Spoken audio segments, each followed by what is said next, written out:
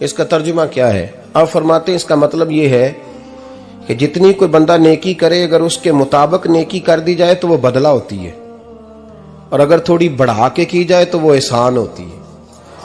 फरमाया रब करीम फरमाते हैं इस तरह करो, जरा सोच लो बचपन से लेकर आखिर तक, जहां तक तुम मौजूद हो, तुम्हारे माँ बाप ने तुम्हारे साथ क्या किया है।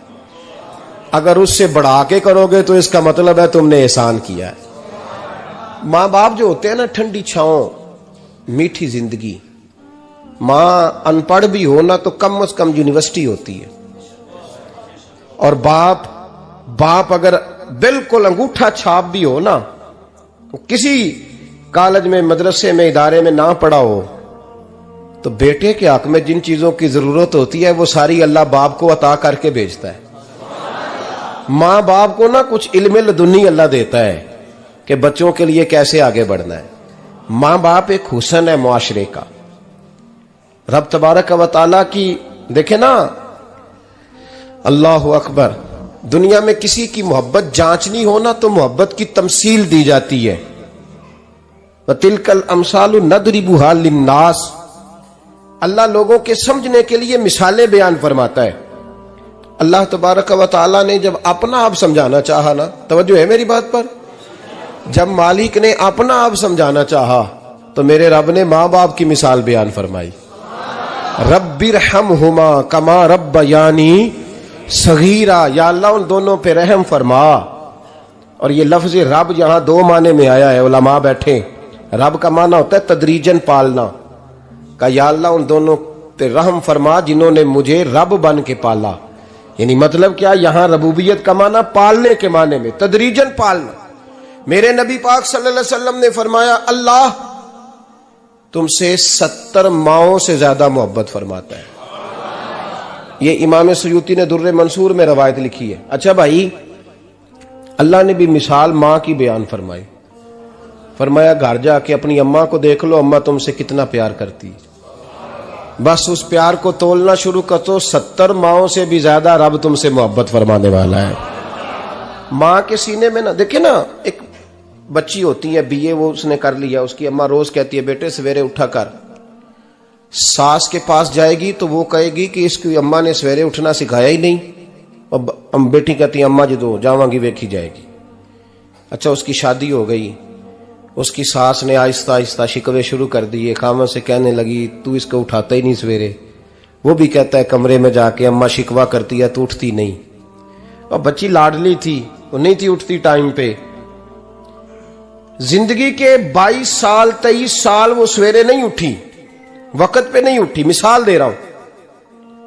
फिर उसी बेटी को अल्लाह ने एक बेटा अता कर दिया। सुबह 100 आवाज उसकी अम्मा देती थी पर उसकी आंख नहीं खुलती थी, लेकिन उसी बेटी का बेटा शहरी के वक्त हल्का सा रोता है। सारी दुनिया सोई है पर अम्मा उसकी फटाफट जागती है, फटाफट जागती है। एक आदमी था तो उसकी बीवी इंतकाल कर गई और उसने तलाक दे दी। 10-11 साल का उसका बेटा था, उसने दूसरी शादी कर ली। एक दिन अपने बेटे से कहने लगा बेटे वो सगी अम्मा ठीक थी या ये वाली ठीक है? तो बेटा कहने लगा अब्बा जी ये ठीक है, वो सगी अम्मी झूठ बड़े बोलती थी, सगी अम्मी झूठ बड़े बोलती थी, झूठी थी, ये सच्ची है। उसने कहा बेवकूफ तेरी मां झूठी थी। उसने कहा अब्बा बड़ी।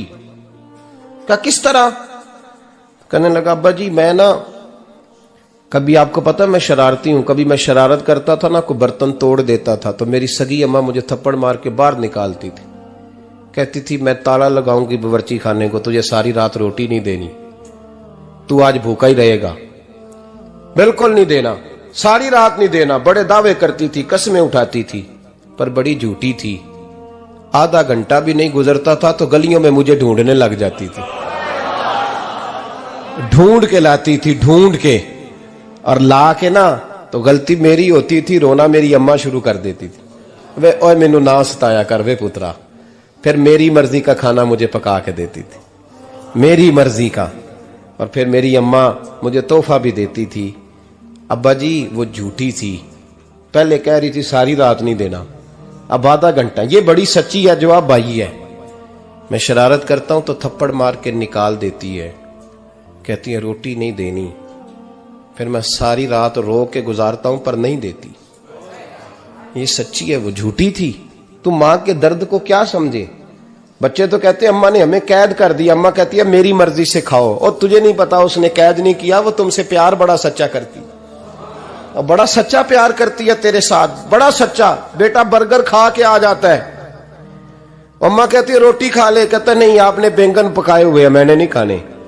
तो अम्मा मिन्नतें करती है, कहती है चल तू दस की खाना है, तेनू सेवियां ना बना दिया, फटाफट दाल पक जाएगी, क्या खाएगा। वो अब्बा जी मेरी तरह करीब से कहते हैं छड़ पर भूख लगेगी तो आप ही खा लेगा। लेकिन अम्मा कहती है इसने रोटी ना खाई तो मुझे नींद नहीं आएगी। तो इस दर्द को समझना। मैं गुलाम हूं एक आस्ताने का, और मैं समझता हूं जो किसी का मुरीद ही नहीं उस पर तो साया ही नहीं, उसे चाहिए किसी बुजुर्ग का साया हासिल करे। लेकिन भाई ये बात भी बड़ी सच्ची है कि मेरे जैसे पीर के हाथ में 5000 रुपया नजराना दो ना, पीर साहब दुआ करना, तो पीर साहब ने दुआ पक्की याद की हुई है सबके लिए, रटी रटाई, अल्लाह खैर करे अल्लाह भला करे, और सबके लिए रट्टा लगाया हुआ है।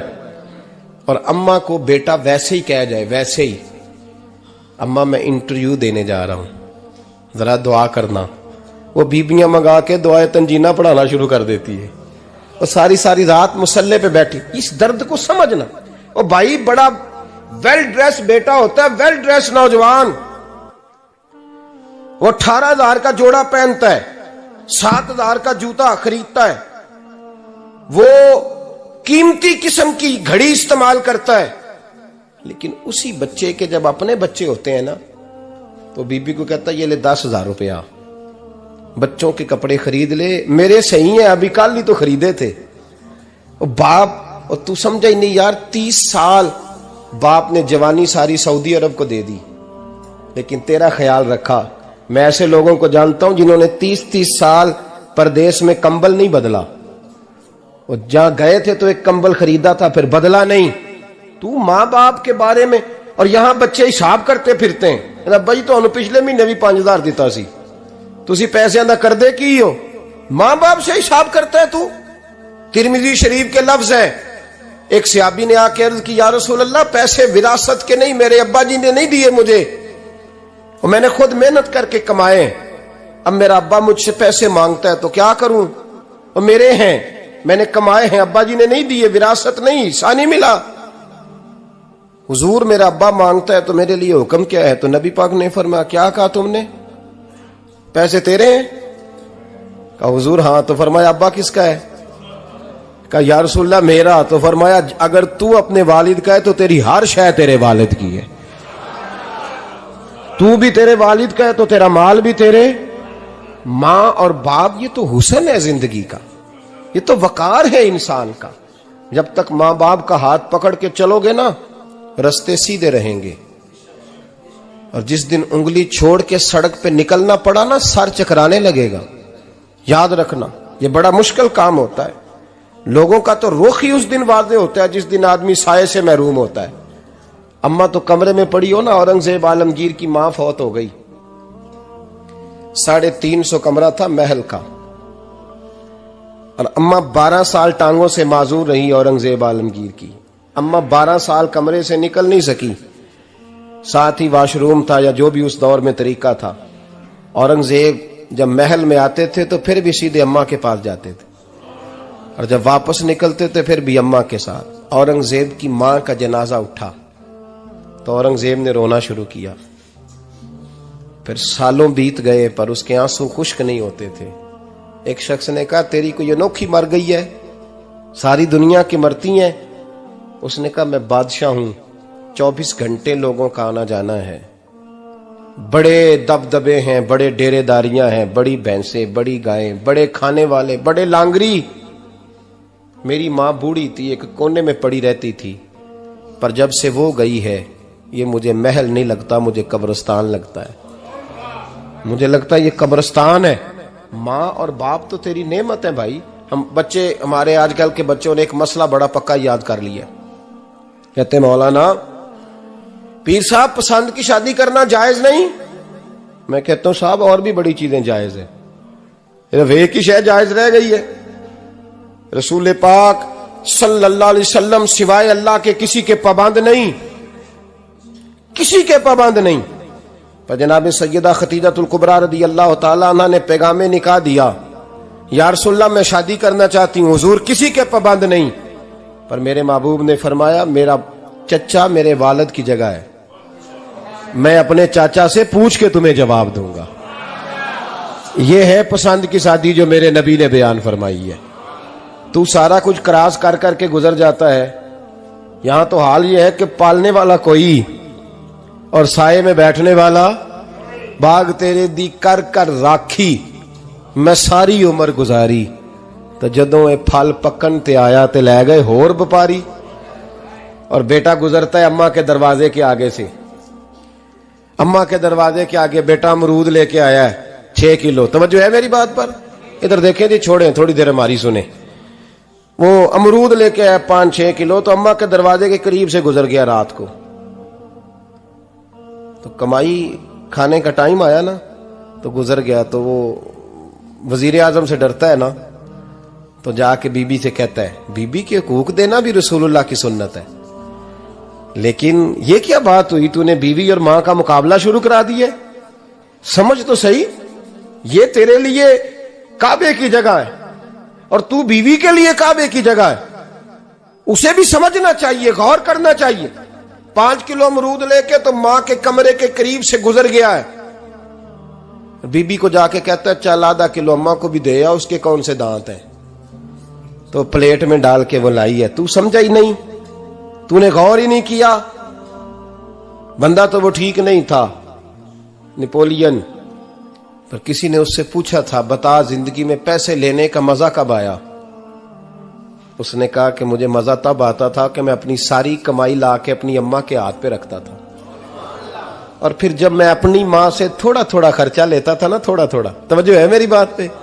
अम्मा जी 10 रुपए दे आज, कहते जब मैं थोड़ा थोड़ा खर्चा लेता था ना, तो मुझे यूं लगता था जैसे मैं बादशाह वक्त के सामने खड़ा हूं और वो खजाने का मुंह खोल खोल के मुझे देता जा रहा है। तो इस जायके को समझ तो सही भाई, तो इसको समझ तो सही भाई। याद रखें और गौर करें, मां और बाप। और फिर ये भी सुन लें, नबी पाक सल्लल्लाहु ताला अलैहि वसल्लम ने मां बाप के लिए फरमाया हुमा जन्नतुका व नारुक, यही तेरी जन्नत है और यही तेरे लिए जहन्नम है। अगर ये राजी हो गए तो तेरे लिए जन्नत है, नाराज हो गए तो चाहे तू 100 पीर के मजार पे हाजिरी दे आ, लेकिन जब तक अब्बा राजी नहीं उतनी देर तक अल्लाह राजी। ये हदीस पाक है, हुजूर ने फरमाया जिसके वालिद राजी उसका अल्लाह राजी, और जिसका बाप नाराज उसका अल्लाह। हाँ बेशक, अब ये हदीस है ना, तो सारे वली एक तरफ बैठ जाएं, कहें या अल्लाह बख्श दे मुरीद को, लेकिन अगर अब्बा कहे या अल्लाह ना माफ करना, तो अल्लाह उन औलिया की नहीं मानता, वालिद की मानता है। इसलिए बुल्ले शाह समानी उड्डियां पढ़ना है, जेड़ा घर बैठा उन्होंने पढ़िया ही नहीं। भाई याद रखो, माँ बाप से प्यार करो, इनकी खिदमत करो, इनके पास बैठा करो, और माँ बाप को टाइम दें, वक़्त दें, चंद घड़ियां उनके पास बैठें। आप यकीन करें, अब्बा जी से आप मशवरा कर ले, सिर्फ मशवरा, मर्जी बेशक अपनी करें, लेकिन उस मशवरे में आपको इतना साया मिलेगा कि जिंदगी में कभी नाकामी नहीं होगी। पर असी सज्जन दी मन्नी, अब्बे दी नहीं मन्नी। वो फटे पे जो नलायक हमारी तरह का बैठा है उससे मशवरा लेना है, वालिद से नहीं लेना। बाप के पास बैठे, उससे मशवरा लें। मेरे अब्बा जी किसान थे, मैंने अपनी जिंदगी में ढेरों चीजें अपने बाप से सीखी हैं, दर्जनों चीजें सीखी हैं। मेरे वालिद बड़े खुददार थे, मिजाज में अजीब सी खुददारी थी। कोई बंदा कभी हाल पूछ लेता था ना कि हालात किस तरह के हैं, तो फरमाते थे भाई अगर बताना हुआ तो अपने अल्लाह को बताऊंगा। अल्हम्दुलिल्लाह बड़ा फजल है, मैंने उनके हाथों पे हमेशा छाले देखे, हमेशा छाले, लेकिन उनका हाथ कभी किसी दुनियादार के सामने फैलता हुआ नहीं देखा। लोग मुझे कहते हैं आप किस पीर साहब के साहबजादे हैं, तो मैं कहता हूं मैं उस पीर का साहबजादा हूं जिसने मेहनत करके हलाल की कमाई खाई सारी जिंदगी। ये लोग पीर नहीं होते, ये मुर्शिद नहीं होते, और मैंने दर्जनों चीजें सीखी उनसे। तो सीखने तो बैठ, तुझे हजारों चीजें मिलेंगी। भाई अपनी जिंदगी में माँ बाप की तरफ देखो, सबसे जरूरी काम है इन्हें वक्त दो। अम्मा के ओ भाई बड़ा मुश्किल है दुनियादारों से तारीफ कराना, ते अम्मा दे कोल ते एवं 2 मिनट राती बईए ना आखी अम्मा पैर कटे ना रजाई चो तेरे घुट छड़ा, ते अम्मा कहती जा मेरा पुत्र थकिया आया तू सो जाके, मैं कदों काम लगी सा, मैं कदों हल वान डई सा, जा सो जा जाके। बस ये कार्रवाई है। तूने 2 मिनट के लिए कह दिया, सवेरे पूरे मोहल्ले में तेरी अम्मा कहेगी अल्लाह मेरे पुत्र वर्गा पुत्र सारियां नूं दे। राती आउंदा है ते मैनू घुट के सौंदा है, अल्लाह घुटिया कोई नहीं सुया भी कार्रवाई पाई सू, लेकिन वो सबको बताती है। तो भाई इतनी कीमती चीज और तू छोड़ के मैं कभी जलसे से देर से आता था ना, अब तो जाता नहीं ज्यादा जगहों पे, कोशिश करता हूं कि चलो माहौल के मुताबिक, थोड़ा खुश्क आदमी हूं तो हर जगह सेट नहीं हो पाता, इसलिए कम जाता हूं। तो कभी रात को आते थे ना देर से, मेरी अम्मा जी शुगर की मरीज थी, तो मैं छोटे भाई को फोन करता था कि अम्मा जी सो गए, कहते सो गए। मैं कहता था कि तू ना इस तरह कर, नीचे आ जा, 2 बज गए, वो शुगर की मरीज है, आंख खुल जाए ना तो दोबारा लगती नहीं बुजुर्गों की, तो तू दरवाजा खोल दे, अंदर दस्तक दी तो दिक्कत होगी। तो मैं जूते उतार के अंदर दाखिल होता था, तो पहला कदम रखता था तो मेरी अम्मा बोल पड़ती थी पुत्र आ गए, आ गए। ओ भाई तू इस दर्द को समझना, कोई तुझे मिलेगा, कोई मिलेगा तुझे ऐसा। अब मैं दूर दराज भी चला जाता हूं, उनकी जिंदगी में नहीं जा पाया, कहती नहीं हमने नहीं जाना, घर में रहना है, इस कैफ को समझ ले, इस दौलत के करीब हो जा। हजरत अबू हुरैरा रदी अल्लाह ताला अन्हु फरमाते हैं मेरी अम्मा बूढ़ी थी, मैं उनकी खिदमत करता था। बाप की खिदमत और माँ की खिदमत सबके हिस्से में नहीं आती, ये रब जिसे महबूब रखता है उसे ये मौके अता करता है। खुश नसीब है जिसे बूढ़ा बाप मिले और वो नौकरी करे, खुश किस्मत है जिसको बीमार माँ मिले और वो नौकरी करे। हजरत अबू हुरैरा फरमाते मेरी अम्मा बूढ़ी थी, तो उनका मैदा कमजोर हो गया था, तो मैं उठा के पखाना पेशाब करता था तो कई दफा मेरे ऊपर कर देती थी। ये हजरत इब्न जौजी अलैहिर्रहमा ने इसको लिखा है। फरमाते हैं मेरे दिल में ख्याल आता था कि मैं बड़ा खिदमत गुजार हूं अपनी माँ का। एक दिन मैं हजरत उमर के पास बैठा था उनके दौरे खिलाफत में, तो एक शख्स आ गया। उस शख्स ने आकर के कहा कि हजरत उमर से हुजूर एक मसला पूछना है। फरमाया पूछो। वो कहने लगा हुजूर मेरी अम्मा बूढ़ी हो गई है, बीमार रहती है, मरीजा है, मुझे आवाज देती है बेटे पेशाब आया है, आवाज देती है, तो मैं अम्मा को उठाता हूं। अभी मैं बैतुल खिला तक, वॉशरूम तक जाता नहीं कि मेरी अम्मा मेरे ऊपर पेशाब कर देती है। हजरत उमर से कहने लगा हुजूर बचपन में मैं अम्मा पे पेशाब करता था, अब अम्मा मेरे ऊपर कर देती है, तो हक अदा हो गया ना। हजरत अबू हुरैरा कहते हैं जब उसने सवाल पूछा तो मेरे भी कान खड़े हो गए। मैंने कहा ये तो मेरे वाला मसला पूछ रहा है, मेरे वाला मसला पूछ रहा है। मेरे पास एक दोस्त जुमा पढ़ने आते हैं बड़ी दूर से, मुझे कहने लगे हजरत साहब जदों भी मैं आउना ना तुसी मेरी ही गल छेड़ देंदे हो, वो जो बात होती है ना बिल्कुल मेरी होती है। मैंने कहा नहीं यार जो मैं कर रहा होता हूं वो मेरी भी होती है, वो सारे मुआशरे की होती है। हमें लगता है कि मेरी हो रही है, हालांकि वो बात हमारी सबकी मुश्तरका होती है। सुन ले और याद रख लें। हजरत अबू हुरैरा फरमाते मेरे कान खड़े हो गए। मैंने कहा इसने तो मेरी बात पूछनी शुरू कर दी। हजरत फारूक आजम से कहने लगा हुजूर बचपन में मैं अम्मा पे पेशाब करता था, वो मेरे ऊपर कर देती है, तो हक अदा हो गया। हजरत उमर कहने लगे नहीं कोई नहीं हुआ। उसने कहा हुजूर मुझे समझाएं, वो सारे काम जो मैं अम्मा के साथ करता था अम्मा मेरे साथ करती है, तो क्यों नहीं हुआ। हजरत उमर कहने लगे भाई पेशाब तो तू भी अम्मा पे करता था और अम्मा भी तेरे ऊपर करती है, पर तेरी और तेरी माँ की सोच में बड़ा फर्क है। उसने कहा हुजूर किस तरह, तो क्या जवाब है सैयदना फारूक आजम का, लौ काना नबीय्यम बाद लकाना उमर इब्न खत्ताब। क्या जवाब है। हजरत उमर फरमाने लगे तेरी और तेरी माँ की सोच में बड़ा फर्क है। कहा हुजूर किस तरह। फरमाया जब तेरी अम्मा तेरे ऊपर पेशाब करती है ना तो तू दुआ करता है कि या अल्लाह बूढ़ी हो गई है इसे पर्दा दे दे, और जब तू अपनी अम्मा पे पेशाब करता था तो वो दुआ करती थी या अल्लाह मेरे लाल को लंबी जिंदगी अता फरमा। फरमाया ये तेरा और उसका फर्क है, तू पर्दे की दुआएं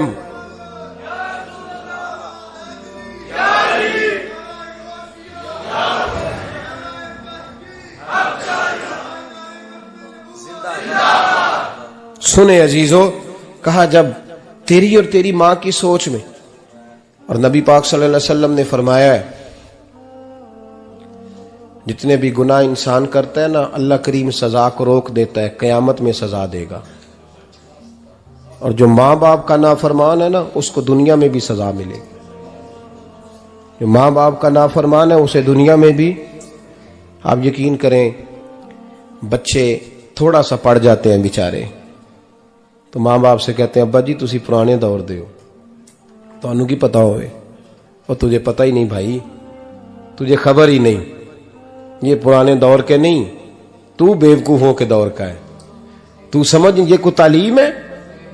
अकबर अलाहाबादी ने कहा था हम ऐसी लाखों किताबें काबिले जब्ती समझते हैं, जब्त करने को दिल करता है।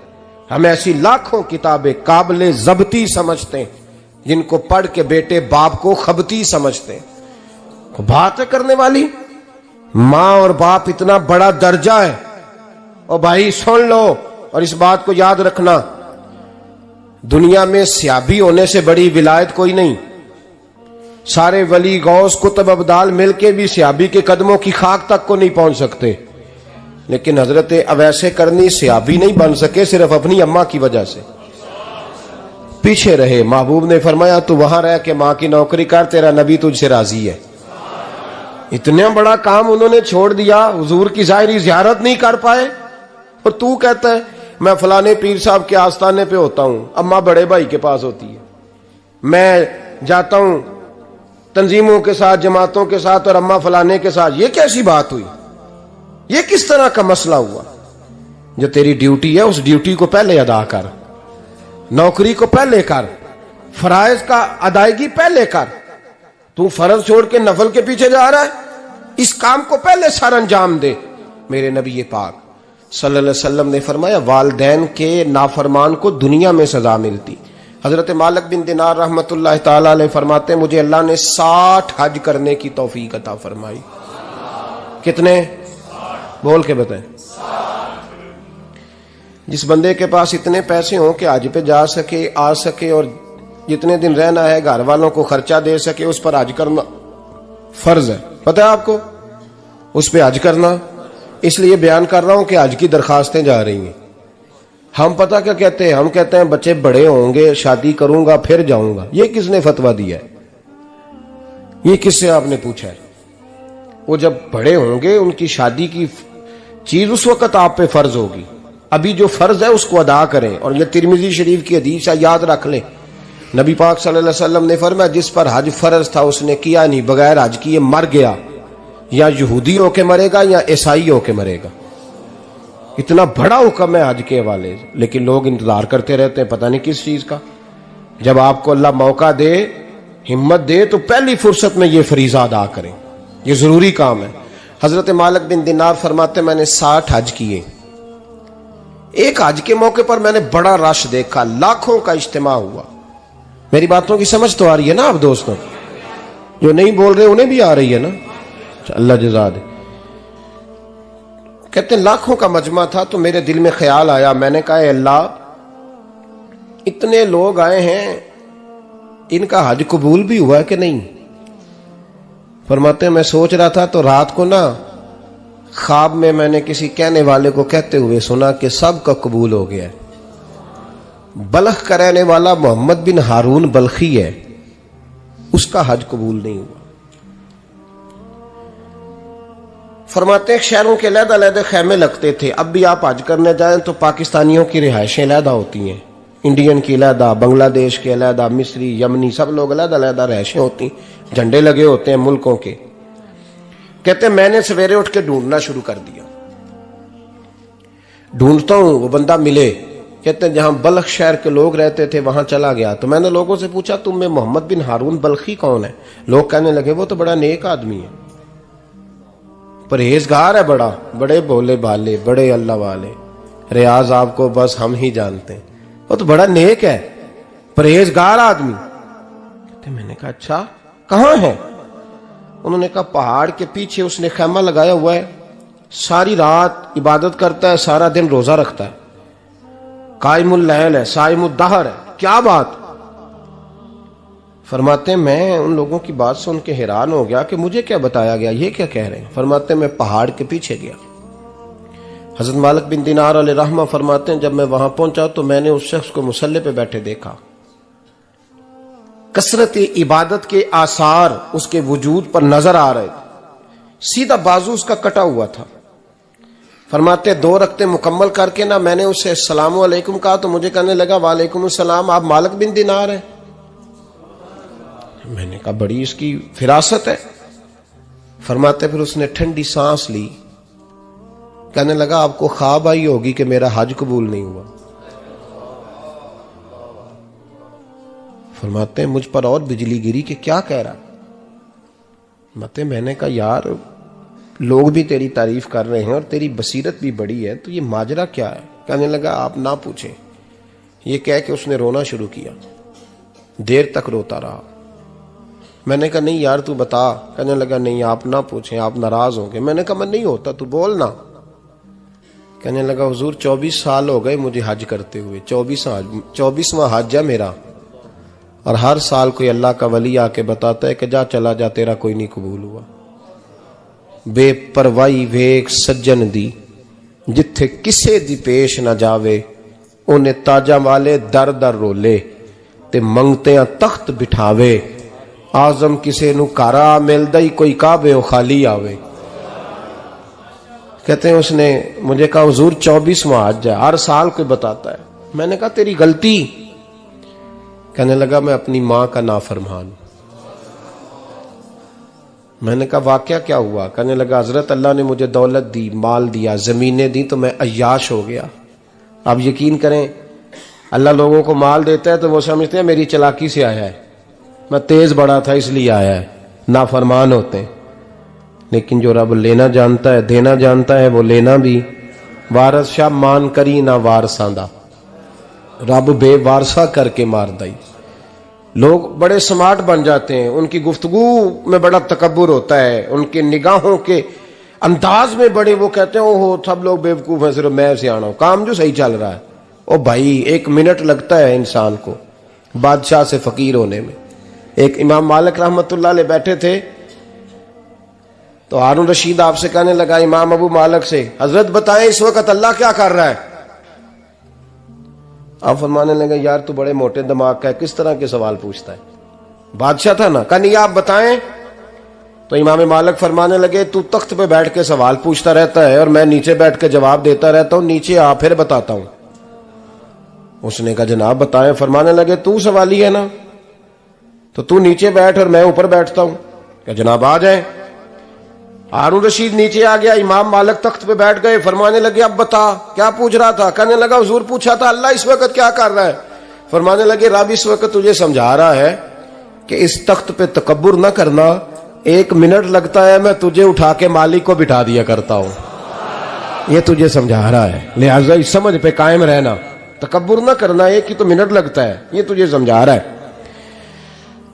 तो वो शख्स कहने लगा मोहम्मद बिन हारून बल्खी इमाम मालिक बिन दिनार से कि हुजूर बड़ी दौलत थी तो मैं अय्याश हो गया था।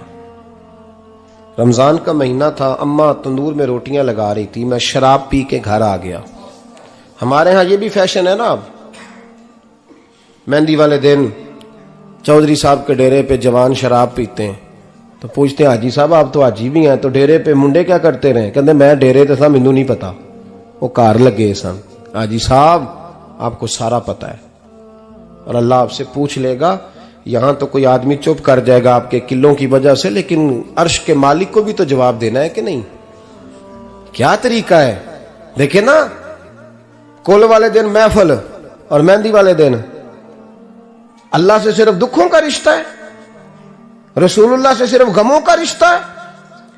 अगर तूने ढोल ढमक्का शोर शराबा किया है शादी वाले दिन तो कुल वाले दिन भी बजा, तेरा पता चले, जनाजे पे भी बजा। क्या तमाशा है। मजहब सिर्फ रस्म है, जरूरत है, कोई मर गया तो कुरान पाक खोल लो, बाकी जो मर्जी करो।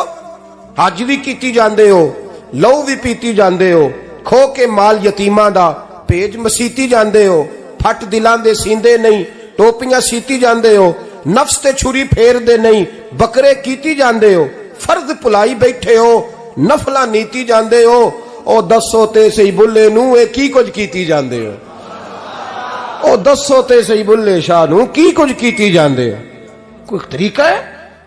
कोल शरीफ पे मौलवी साहब तशरीफ लाइएगा, अब्बा जी के कोल है, तो मैं तो कहता हूं बजा ना बैंड बाजे वाला आज भी, तेरा पता चले कि ये दो काम कैसे होते हैं। तू किस तरह दो कश्तियों का, समझ नहीं आती बात की। मैं तो जाता ही नहीं बैंड बाजे वाली शादी पे, मैं कहता जो तुमको मर्दी पढ़ा लो। ने कहा हमसे नहीं दो काम होते, अल्लाह रोजी देने वाला है, एक ही करते हैं। दो रंगी छोड़ के यक रंग हो जा, सरासर मोम हो जा या संग हो जा, मौज करो। हम इस चक्कर में पड़ते ही नहीं, हम वो रास्ता ही छोड़ देते हैं जो हमारी तबीयत के मुताबिक नहीं होता। बस खत्म हो गई बात। इसलिए गौर करें और याद रखें इस बात को। इमाम मालिक बिन दिनार रहमतुल्लाह अलैह फरमाते हैं, मुझसे कहने लगा पैसे आए तो मैं अय्याश हो गया। रमजान का महीना था, असर के बाद मेरी अम्मा इफ्तारी की तैयारी कर रही थी। मैं गया, मैंने कहा शराब पी हुई, अम्मा रोटी दे। तो अम्मा कहने लगी शर्म कर, शर्म कर, रोजा रखा नहीं तो जिन्होंने रखा है उनका तो ख्याल कर। कहते अम्मा की बात का मुझे गुस्सा लगा। मैं कहा करता हूं बदनसीब है वो बेटा जिसका बाप उससे बात करते हुए डरता है कि पता नहीं कहां से बोलेगा। बदनसीब नहीं वो बेटा जिसकी मां उससे बात करते हुए सहम जाती है कि पता नहीं कौन सी बोली बोलेगा। बदनसीब नहीं कि मां बाप भी जिससे खोल के बात ना कर सके। हजरत मालिक बिन दिनार से कहने लगा, अम्मा ने जब कहा ना शर्म कर, तो मुझे गुस्सा आया, मैंने मां को थप्पड़ मारा और मेरी मां जलते हुए तंदूर में गिरी। लोगों ने मुझे पकड़ के अंदर बंद कर दिया कमरे में। सारी रात मैं शोर सुनता रहा पर नशे में धुत रहा। सवेरे आंख खुली तो मेरी बीवी बैग बांध रही थी। मैंने कहा कहां जा रही हो? कहने लगी जो मां का नहीं बना मेरा कैसे बनेगा।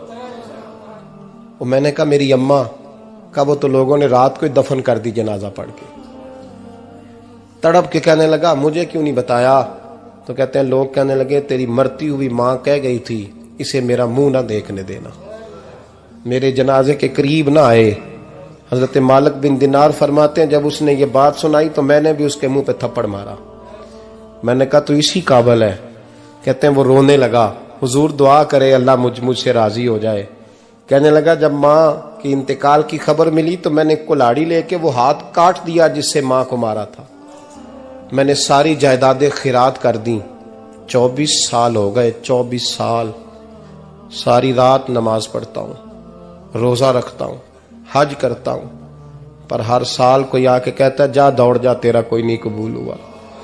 हुजूर दुआ करे मालिक राजी हो जाए। फरमाते मैं थप्पड़ मार के आ गया। मैंने कहा तुझसे राजी हो जाए इतने जालिम से? इमाम मालिक फरमाते रात को आके सोया तो मुझे ख्वाब में रसूल पाक का दीदार हुआ। तो नबी पाक अलैहिस्सलाम ने फरमाया मालिक तू उसे मायूस क्यों कर आया है? अल्लाह तो बड़ा मेहरबान है। का हुजूर मां के नाफरमान को माफी कैसे मिलेगी?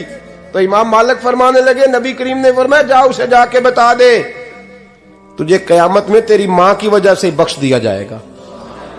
का हुजूर अम्मा की वजह से किस तरह? तो महबूब फरमाने लगे इसकी मां कयामत में इसके खिलाफ मुकदमा दायर करेगी रब करीम की अदालत में। ए अल्लाह मैंने 9 माह पेट में रखा, दर्द सह के इसे जना, जिगर का खून पिला के पाला और इसी ने मुझे कत्ल किया। रब करीम इसकी मां का मुकदमा सुन के कहेगा उठाओ इसको दोजख में फेंको, इसने मां जलाई थी इसे भी जलाओ। महबूब फरमाने लगे जब पकड़ करके मालिक उसको मोहम्मद बिन हारून को लोग ले जाएंगे ना जहन्नम की तरफ, अभी फरिश्ते घसीटेंगे ही तो पलट के फिर अम्मा की तरफ देखेगा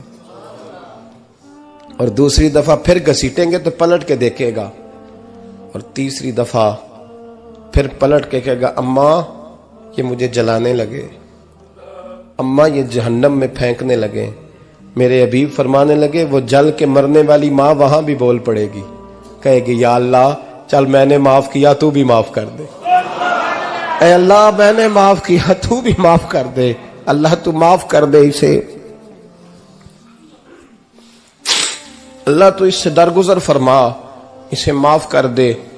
मेरे महबूब पाक अलैहिस्सलाम फरमाते रब करीम कहेगा इसने तुझे जलाया, तो कहेगी अल्लाह ये तो बेटा था इसने जला दिया, मैं मां हूं, मेरे सामने जले तो मैं कैसे बर्दाश्त कर सकती हूं।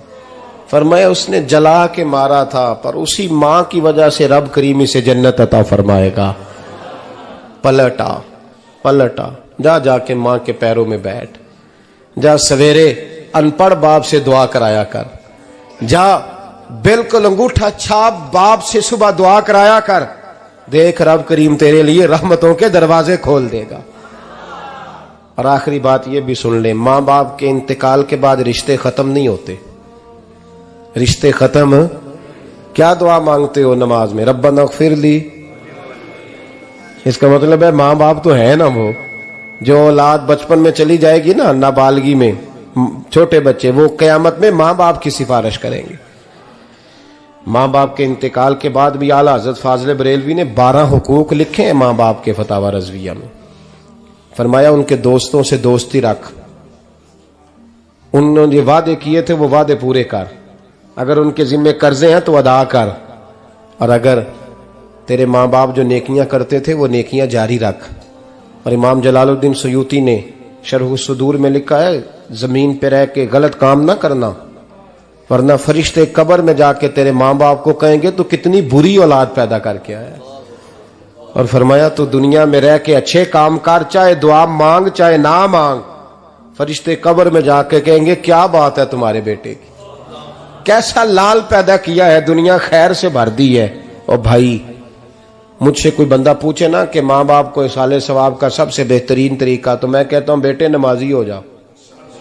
क्या कर, ताकि हर नमाज की आखिरी रकत में तू कहे रब्बना इग़फिरली। नमाज अल्लाह की, जिक्र माँ बाप का अल्लाह ने रख दिया है, रब्बना इग़फिरली हर नमाज की हर आखिरी रकत में खत्म शरीफ पढ़ा जाएगा। और नमाज के अंदर पढ़ेंगे इंशाअल्लाह ताला, पढ़ेंगे नमाज इंशाअल्लाह, वादा नहीं करा रहा। दाढ़ी किसकी सुन्नत है? नहीं, जिना नहीं रखी हो बोलो, जिना रखी हो तो बोलन डाया ने। किसकी सुन्नत है? तो सरकार के गुलामों ने रखनी है, किसी और ने रखनी है? गुलाम कहते हैं अभी हम नेक ही नहीं, नेक होंगे तो रखेंगे। वो खुदा के बंदो, नेक तो सारी जिंदगी बंदा नहीं होता। कभी किसी ने दावा किया है वली गौस कुतुब ने कि अब मैं बिल्कुल गुनाह नहीं करता, मैं पाक साफ हो गया हूं? किया है कभी? ये शैतान का वसवसा है। दाढ़ी हुजूर की सुन्नत है, और रखो तो नबी पाक की मर्जी के रखो, पूरी मुट्ठी रखो, अपनी मर्जी की ना रखो। जितनी मुझे अच्छी लगती है उतनी मैंने रख ली। एक मुट्ठी दाढ़ी रखें, सारी दुनिया की ट्रेनें गुजरती हैं तो गुजर जाएं, नमाज का वक्त नहीं गुजरना चाहिए। बस खत्म हो गई बात। दुनिया तो चंद रोज है, ओ पईयां देश दियां कबरां जिन्हां ते फुल पे, उधरों कोई नहीं जी आमदा ते इधरों लखां गए। नमाज सबसे पहले, इसलिए कि रब रसूल के बगैर हमारा गुजारा ही नहीं, गुजारा ही नहीं। नमाज, कुरान पाक और दुरूद व सलाम, ये कज़ा होना ही नहीं चाहिए, जो मर्जी हो जाए। और साथ साथ सुन्नत और शरीयत का लिहाज करना सीखें। और मेरी अपील ये है, हर इमारत पे गुलाफ नहीं चढ़ता, सिर्फ खाना काबा पे चढ़ता है। हर किताब का गुलाफ नहीं होता, सिर्फ कुरान पाक का होता है। हर बीबी का पर्दा नहीं होता, सिर्फ मुसलमान औरत का होता है। जो चीजें पर्दों में होती हैं ना, वो मुकद्दस होती हैं। और भाई टाफी से भी रैपर उतार दो तो मक्खियां बैठने लगती हैं। तो जो बीबी पे पर्दा होगी उस पे बुरी नजरें नहीं जमेंगी। ड्यूटी है आपकी, बेटियों को पर्दा कराएं, बहनों को पर्दा कराएं, माँ बाप माओं को गुजारिश करें। पर्दा हुस्न है मुसलमान का। जिस घर में पर्दा रहता है उस घर में अल्लाह के फरिश्ते रहमत नाज़िल फरमाते हैं। ये कोई फैशन, कोई तरीका, कोई मतलब ही नहीं इन चीज़ों का। बापर्दा करें अपने घरों को। दुआ करता हूँ अल्लाह तबारक व तआला मेरी इस हाज़िरी को कबूल फरमाए। अल्लाह आप सबका आना कबूल फरमाए। और जो कुछ मैंने कहा अल्लाह तबारक व तआला हमारे दिलों में, हमारी रूहों में इस जज्बे को जागुज़ी फरमाए। आखिर दावाना अल्लाह सलामत रखे। अब काफी नहीं हो गया काम? मैं तकरीर भी इतनी करता हूँ 35-40 मिनट की, यहां तो कुछ ज्यादा हो गई है मेरा ख्याल है। तो थोड़ी बात करने की कोशिश किया करता हूँ। चलो मेरी राय ये है कि खुराक थोड़ी हो तो हजम जल्दी हो जाती है। अरसलान साहब से मैंने कहा मेरा खाना ना पकाना। मेरा मौक़िफ़ ये है कि महफ़िलें सस्ती करनी चाहिए ताकि ज्यादा होनी शुरू हो जाए। महंगी बड़ी है, इसलिए मैं दसिया ना माड़ा बंदा ते हाथ ही नहीं ना पाता। तो मैं कहा करता हूं कि कम से कम खर्चा हो। हमारे करोड़ों रुपया सालाना लगता है महफिलों पर, अगर अरबों कह दूं तो फिर भी बात गलत, लेकिन उसका रिजल्ट हमें उस तरह का नहीं मिलता जिस तरह का मिलना चाहिए। देखें ना, आपने अजमत वालदैन पे प्रोग्राम किया, मेरी राय यह है कि हुकूक ज़ौजैन पे भी होना चाहिए, और शादी से पहले हर बच्चे को मियाँ बीवी के हुकूक का पता होना चाहिए। बाद में 3 तलाकें दे के आ जाते हैं, कहते हैं मैंने पता ही नहीं सी। तो अगर पहले पता कर लेंगे तो ये तमाशा नहीं लगेगा, लेकिन ये काम होता नहीं। बहन भाइयों के हुकूक पर बात होनी चाहिए, ये बड़े जरूरी काम है, और ये भी सारा मेरे नबी पाक का मिलाद ही है, इसलिए कि ये बातें मुस्तफ़ा ने सिखाई हैं हमें सल्लल्लाहु। एक बात कही हजरत ने, मैं अर्ज कर देता हूं। मुहद्दिस इब्न जौज़ी रहमतुल्लाह अलैह एक बुजुर्ग के बारे में फरमाते हैं, वो कहते हैं कि बाज लोगों ने तो उनका अपना नाम लिखा है, और बाज जगह पे एक और बुजुर्ग का जिक्र है, और बयान रवायत हजरत मुहद्दिस इब्न जौज़ी फरमाते हैं। वो कहते हैं कि मैं घर में कोई काम कराना था, काम होते हैं ना छोटे मोटे घर में, तो फरमाते हैं मैं मजदूर लेने गया बगदाद में। चौकों पे मजदूर सारी उम्र का मजदूर ही है ना बेचारा। अमीर तो अमीरतर होता जा रहा है और गरीब गरीबतर हो रहा है। हमारे तो पीर भी लोगों को कह रहे हैं फकीर हो जाओ, खुद अमीर होते जाते, खुद रोज बरोज अमीर हो रहे हैं। दुनिया को कह रहे हैं फकीर हो जाओ। तुम भी तो थोड़ा फकर इख्तियार करो ना भाई, जो दर्ज दे रहे हो। इल्ला माशाअल्लाह, सबकी बात नहीं करता। फरमाते हैं कि मैं ना मजदूर लेने गया, बगदाद के चौक में मजदूर बैठे होते थे, तो मेरी उन मजदूरों में से ना एक नौजवान बच्चे पे नजर पड़ी। बड़ा कमजोर सा वजूद था, लेकिन चेहरे पर इबादत का निशान था। माथा बताता था कि नमाज का बड़ा ख्याल रखता है। मैं उसके करीब गया, चेहरे भी बड़ा कुछ बताते हैं ना, चेहरों में भी बड़ी रानाई होती है। फरमाते हैं मैं करीब गया, मैंने उसको कहा बेटे मजदूरी करोगे? तो कहने लगा मजदूरों में बैठा हूं तो हुजूर मजदूरी के लिए ही तो बैठा हूं। तो मैंने कहा कि चलो फिर। कहने लगा नहीं मेरी कुछ शर्तें। मैंने कहा बताओ? कहने लगा पहली शर्त यह है कि लोग 4 दिनार दिहाड़ी लेते हैं, मैं 3 दिनार लूंगा। मैंने कहा यार बे तो बड़ी बेहतरीन है, बाकी भी इस तरह की रख ले। उसने कहा हुजूर दूसरी शर्त यह है कि मैं आपकी मुकम्मल बात मानूंगा, लेकिन जब अजान हो जाएगी फिर आपकी नहीं सुनूंगा। तीसरी बात उसने ये की कि हुजूर मैं आपके घर में काम करूंगा पर आपके किसी सवाल का जवाब नहीं दूंगा। कहते हैं मैंने कहा यार तू बड़ा अजीब है, शर्तें तो मालिकों की होती हैं। कहने लगा जी बहरहाल मैं शर्तें लगा के जाता हूं। फरमाते हैं मैं उसे घर ले आया, काम मैंने उसको बताया, तो जो काम मजदूर सारे दिन में करता है ना, उसने 2 घंटे में कर दिया। हमारे मजदूर सिगरेट पीने में भी तो आधा घंटा लगाते हैं ना, वो चाय पीने जाएं तो पौना घंटा वहां। उनको भी तो दयानतदारी करनी चाहिए कि नहीं करनी चाहिए? ने मुआहदा किया है ना जी, तो पूरा उतरना चाहिए ना। कहते 2 घंटे में। अब काम जब बंदा शुरू कराता है तो काम और निकल आता है। कहते काम मैंने उसको और बता दिया, वो करने लगा। उसने मिट्टी निकाल के रखी थी बाहर रास्ते में, तो अजान हो गई जोर की।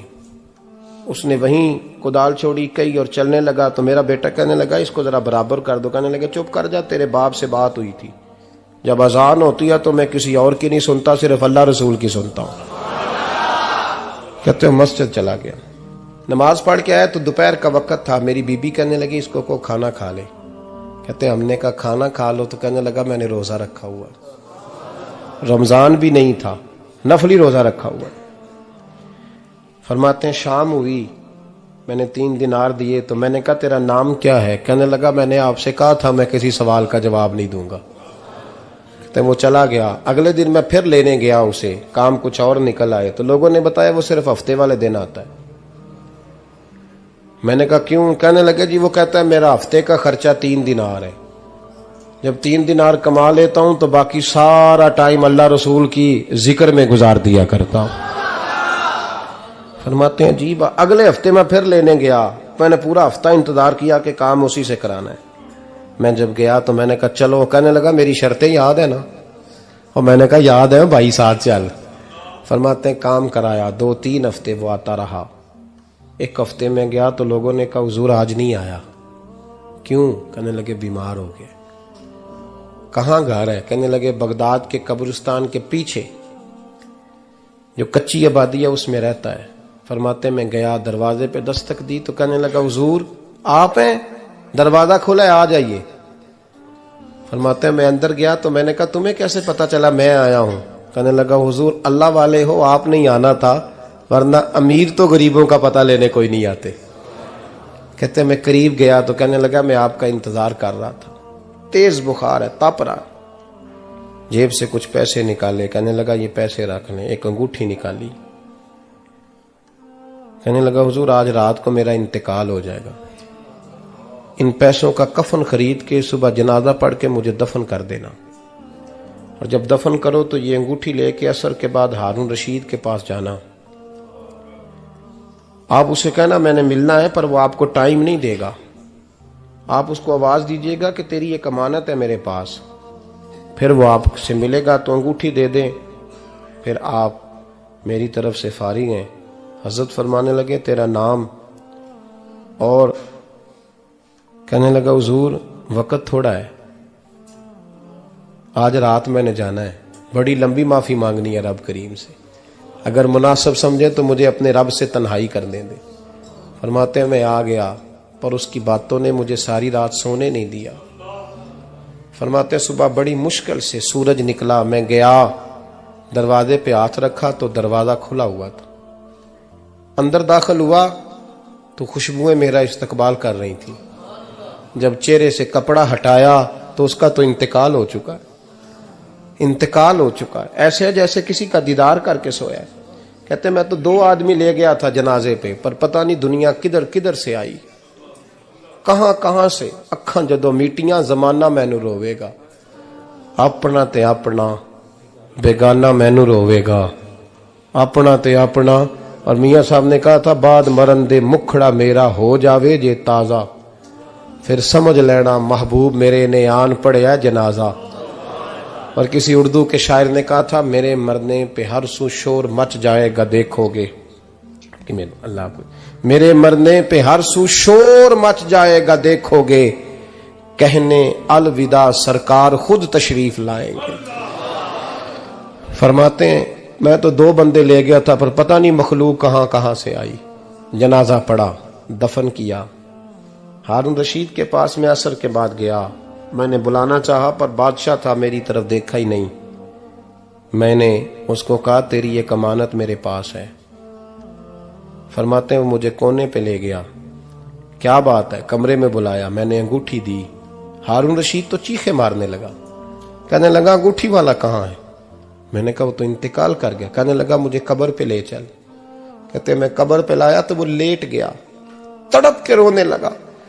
मैंने कहा मेरा कलेजा फट जाएगा, ना उसने कुछ बताया ना तूने बताया, ये कौन था? तो हारून रशीद कहने लगा ये मेरा बेटा था।